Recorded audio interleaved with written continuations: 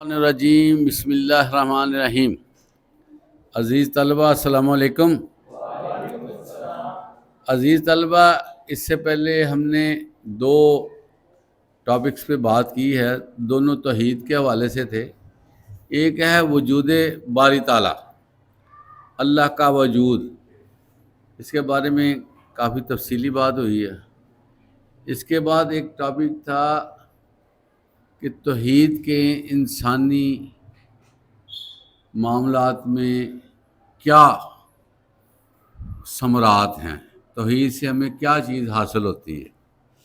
آج ہم نے بات کرنی ہے ذات اور صفات باری تعالیٰ، ذات اور صفات باری تعالیٰ۔ عزیز طلبہ، جب ہم ذات کی بات کرتے ہیں نا تو ذات کا مطلب بھی وجود ہوتا ہے، لیکن اللہ تعالیٰ نے انسان کا وجود بنایا، لیکن جو حیوانات ہیں ان کا وجود الگ سے ہے۔ اسی طرح اللہ تعالیٰ نے جو ہزاروں مخلوقات تخلیق کی ہیں وہ ان کا اپنا اپنا وجود ہے، اپنی اپنی شیپ ہے، اور اللہ تعالیٰ نے یہ دکھا دیا کہ میں ہی وہ ذات ہوں جو جان کو مختلف انداز دیتی ہے، جان کو مختلف شیپ دیتی۔ هو الذی یصورکم فی الارحام کیف یشاء، اللہ تعالیٰ جس طرح چاہتا ہے وہ مادہ کے پیٹ میں تصویریں بنا دیتا ہے۔ اس میں ایک تو یہ ہے کہ انسانی شکل بھی بناتا ہے، لیکن آپ کو پتہ ہے کہ ہر حیوان کی جو اپنا نسل ہے وہ بھی آگے بڑھتی ہے، اللہ تعالیٰ ان کو بھی بناتا ہے، اور جس طرح کا پہلے سے اسٹرکچر ہے اسی طرح کی نسل بڑھتی جاتی ہے۔ اور اللہ تعالیٰ کا وجود اپنے حساب سے ہے۔ یہاں عزیز طلبہ میں آپ کو یہ بات سمجھانا چاہتا ہوں، بڑی قابل غور ہے، سمجھنا چاہیے۔ ہم اللہ پر جو ایمان رکھتے ہیں وہ غیب سے ہوتا ہے، کہ اللہ تعالیٰ کو ہم نے دیکھا نہیں ہے، لیکن ہمارا ایمان ہے کہ اللہ تعالیٰ موجود ہیں، اللہ تعالیٰ کی طاقت ہے، اللہ تعالیٰ ساری چیزوں پہ قادر ہے، ان اللہ علی کل شیء قدیر۔ اب اللہ تعالیٰ کا تعارف کس نے کرایا؟ اللہ تعالیٰ کا تعارف اللہ نے خود کرایا، ٹھیک ہے۔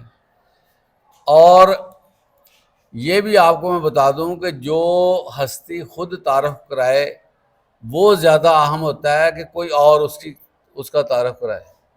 صاف ظاہر ہے کہ اگر میں ہوں تو میں ہی اپنے بارے میں بہتر آپ کو بتا سکتا ہوں۔ اگر کوئی کھڑا ہو کر میرے بارے میں بتانا شروع کر دے، ہو سکتا ہے کہ وہ تعارف صحیح نہ کرائے، یا تعارف مبہم ہو جائے، یا تعارف ایسا ہو جائے جو اللہ کے تعارف سے ٹکراتا ہو، کلیش کرتا ہو۔ تو اگر اس صورت میں کلیش کر جاتا ہے تو اگر ہم اس تعارف کو مان لیتے ہیں جو کسی اور نے اللہ کے بارے میں کروا دیا تو ہم گھاٹے کا سودا کریں گے۔ ویسے بھی جب کوئی بھی ذات اپنا تعارف خود کرا رہی ہو تو ہم کسی کا تعارف کیوں لیں؟ اور اللہ کی ہستی جو اتنی بڑی عظیم، اللہ اکبر کبیرہ، جس کی کبریائی کا تصور ہم لفظوں میں نہیں کر سکتے، کتنا بڑی اللہ کی ہستی ہے، وہ خود اگر اپنے آپ کو ڈیفائن کر دیتی ہے، خود کلیئر کر دیتی ہے، خود بتا دیتی ہے، تو پھر ہمیں کیا ضرورت ہے ہم کسی اور تعارف میں جائیں۔ عزیز طلبہ، ایک میں آپ کو فارمولہ بھی بتاؤں، اللہ کو ہم نے دیکھا نہیں ہوا، ہمارا اللہ پر ایمان ہے غیب کے طور پر، تو اللہ تعالیٰ نے جس طرح اپنا تعارف کرایا ہے اس طرح اللہ کو ماننا لازم ہے، اس طرح اللہ کو ماننا فرض ہے ہم پہ۔ میں آپ کو بتاؤں، اگر اس سے ہٹ کر ہم نے اللہ کے بارے میں کنسیپٹ بنا لیے نا تو ہمارا معاملہ بڑا ہی زیادہ خطرناک ہو جائے گا۔ اور اللہ تعالیٰ نے یہ سوال کرنا ہے کہ کیا تم کو میں نے اپنا تعارف نہیں کروایا تھا؟ عزیز طلبہ، یہ جو آیت الکرسی ہے نا یہ اللہ کا تعارف ہے، ٹھیک ہو گیا. یہ جو سورہ فاتحہ ہے نا، یہ اللہ کا تعارف ہے. اللہ اس میں خود سارا کچھ باتیں بتاتا ہے. اور اللہ تعالیٰ نے جو سورہ اخلاص پیش کی ہے نا قرآن مجید میں، وہ اللہ تعالیٰ کا تعارف ہے. اور ہمارا جو ایمان ہے نا، ایمان جو ہم نے اللہ کے لیے بنانا ہے اپنے دلوں میں دماغوں میں، وہ سورہ اخلاص کو لے کر ہی بنانا ہے، سورہ اخلاص کو سمجھ کے بنانا ہے. جس بندے نے اللہ پر ایمان سورہ اخلاص کے مطابق بنایا نا عزیز طلبہ، اس نے ہونا ہے کامیاب. جس نے سورہ اخلاص کے ہٹ کر ایمان بنا لیا کہ اللہ اس طرح کا ہو سکتا ہے، اس طرح کی شیپ یہ ہو سکتی ہے، اللہ یہ ہو سکتا ہے، اس نے اچھا خاصا پھنس جانا ہے. کیونکہ اللہ کہتا ہے میں نے تو تمہیں تعارف کو کرایا ہی نہیں، تم خام خواہ میرے بارے میں رکھ رہے ہو. ٹھیک ہے. تو اللہ تعالیٰ نے جو چند الفاظ سورہ اخلاص میں بتائے ہیں نا، اپنے پورے معاملات کا تعارف کروا دیا ہے. پورے معاملات کا تعارف تعارف ذات کرایا اللہ تعالیٰ نے کہ میں کون ہوں. اللہ تعالیٰ نے اس میں تعارف کرا دیا. اور آیت الکرسی میں اللہ تعالیٰ فرماتے ہیں اللہ لا الہ الا ہو الحی القیوم. یہ ایک الگ سے تعارف ہے. میں ہمیشہ سے ہوں، میں ہمیشہ سے ہوں، میں ہمیشہ سے قائم ہوں. اللہ کا یہ تعارف. پھر اللہ تعالیٰ یہ جو تعارف ہے نا سورہ اخلاص کا، یہ بڑا اہم ہے. عزیز طلبہ، سورہ اخلاص کو ایک دفعہ پڑھیں گے تو 1/3 قرآن، 3 دفعہ پڑھیں گے پورے قرآن کا ثواب، 10 دفعہ پڑھیں گے اللہ تعالیٰ جنت میں محل بناتا ہے. اب اتنی سی سورہ ہو اور اس کا ثواب ہو، یہ کس لیے ہے؟ اللہ تعالیٰ کہتے ہیں سورہ فاتحہ پہ غور کرو، میرے تعارف کو ذہن میں رکھو. اللہ کا تعارف اتنا بابرکت ہے کہ 1/3 قرآن کا ثواب اس کو مل جاتا ہے. بندے کو جو سورہ اخلاص کو اچھی طرح سمجھ کے پڑھتا ہے نا، تو اللہ تعالیٰ اس کو 1/3 قرآن کا ثواب دیتے ہیں کہ یہ میرے تعارف کو سمجھا. تو ساری بات کا خلاصہ عزیز طلبہ یہ ہے کہ جو اللہ نے تعارف فرما دیا نا، اس کو ہم نے لینا ہے.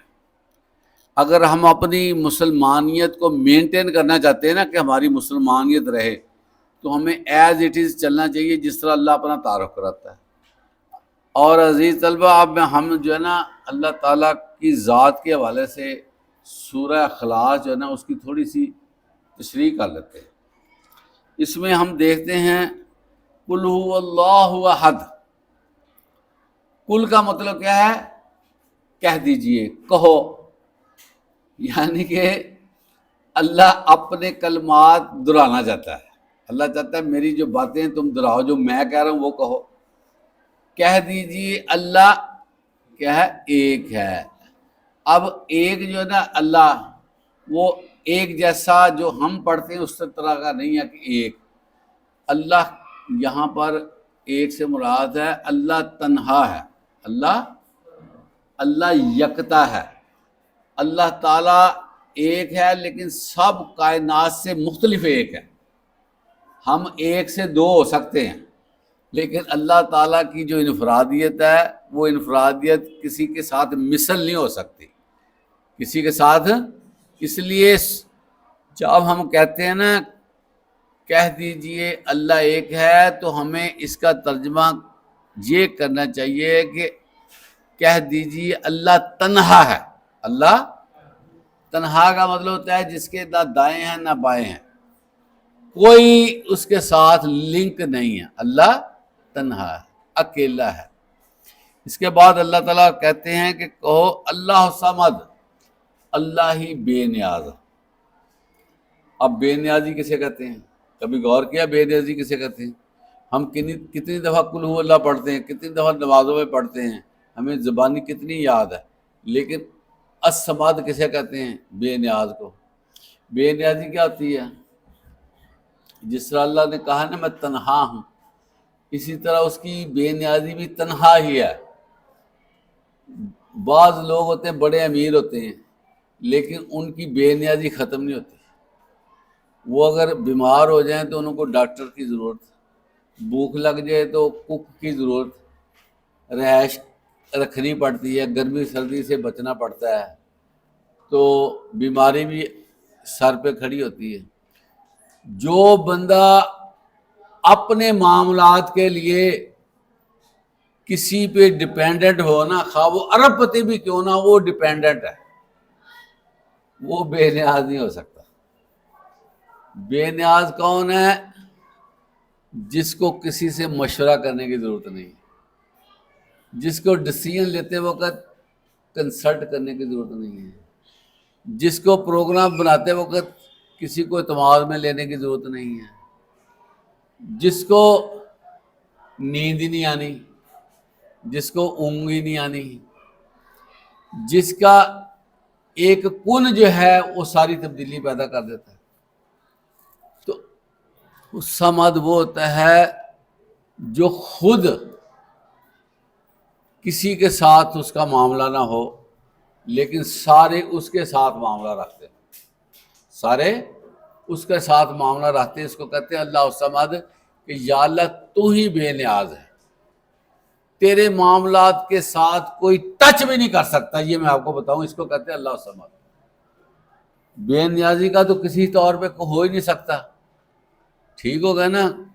کتنے لوگ آئے ہیں اربوں کے حساب سے، کتنے نبی آئے ہیں لاکھوں کے حساب سے، کہاں تشریف لے گئے؟ تو اللہ تعالیٰ ازل سے ہے، ابد ہے، جو رہنے والی ذات ہے وہ اللہ تعالیٰ کی ہے، اور اللہ تعالیٰ ہی ہے جو پورے نظام کو چلا رہا ہے۔ اس کے بعد ہے یہ لم یلد، اس نے کسی کو جنا نہیں ہے۔ یہ دیکھیں دو الفاظ پر مشتمل ہے، یہ لم یلد، اس نے جنا نہیں ہے۔ اس کا مطلب عزیز طلبہ یہ بنتا ہے کہ اس کا ساتھ کسی کا فزیکلی ریلیشن شپ نہیں ہے۔ جس طرح تنہا ہے اسی طرح وہ تنہا ہے، وہ اس نے جو بنایا ہے نا، اس نے کن کہہ کے بنایا، فیکن، پس وہ ہو جاتی ہے۔ اللہ کے ساتھ کسی کو اٹیچ فزیکلی نہیں کیا جا سکتا۔ اور لم یلد کا مطلب یہ ہے کہ میں بالکل تنہا یکتا ہوں، میرے ساتھ کسی کو منسوب نہ کبھی کرنا۔ ہر بندے کی نسل ہے، ہر بندے کی نسل ہے، لیکن اللہ تعالیٰ نسل سے پاک ہے، نہ اللہ تعالیٰ نے کوئی جنا ہے۔ اس کے بعد اللہ فرماتے ہوئے لم یولد، نہ وہ خود کسی سے جنا گیا ہے، وہ کسی سے پیدا ہو کر نہیں آیا کہ میں اللہ بن گیا ہوں۔ الحی القیوم، یہ ہمیشہ یاد رکھا کریں، الحی القیوم، ہمیشہ سے وہ زندہ ہے اور ہمیشہ سے وہ قائم ہے۔ یہ لم یلد اور لم یولد کا مطلب یہ بنتا ہے کہ یہ جو دوسرے معاملات ہیں نا دنیا کے، کائنات کے، آسمانوں کا بنانا، زمین کا بنانا، آسمان کے ساتھ جو کہکشاں بنانا، زمین میں خزانے رکھنا، بیج کو طاقت دینا، وہ بڑا ہوتا ہے۔ یہ سارے معاملات دنیا کے حوالے سے ہے، میرا ان کے ساتھ کوئی تعلق نہیں۔ میں نے اولاد آدم سے نا سارے نبی، سارے رسول، سارے لوگ پیدا کیے ہیں، آپ کا تعلق ہے، آپ حضرت آدم پیدا کیے، پھر آپ پیدا ہوئے، آپ کے ساتھ تعلق ہے، آپ کس نسل سے ہیں، میرا اس حوالے سے کوئی معاملہ نہیں ہے، نہ میں نے جنا ہے اور نہ میں جنا گیا ہوں۔ وَلَمْ يَكُنْ لَهُ كُفُوًا أَحَدٌ، اور میرا ہمسر کوئی نہیں ہے۔ ہمسر سے مراد کیا ہے؟ کہ میرے ساتھ کسی کی پارٹنرشپ نہیں ہے، میرے ساتھ کسی کا کوئی انٹرسٹ نہیں ہے۔ یہ دیکھیں ہم لوگ جو ہیں نا، ہم لوگ کیا ہیں؟ ہم لوگ اکیلے کچھ نہیں ہیں، زیرو پہ ہیں۔ ہم لوگ اپنے طور پر کوئی ڈیسیژن نہیں لے سکتے۔ جو بچے ہیں وہ والدین پہ ہیں، والدین جو کیا ہے اپنے سسٹم کو دیکھ کے چلتے ہیں، کسی اور سے مشورے کرتے ہیں۔ ساری چیزیں جو ہے نا، ساری چیزیں ایک سسٹم میں رہ کر ہو رہی ہیں، ٹھیک ہے۔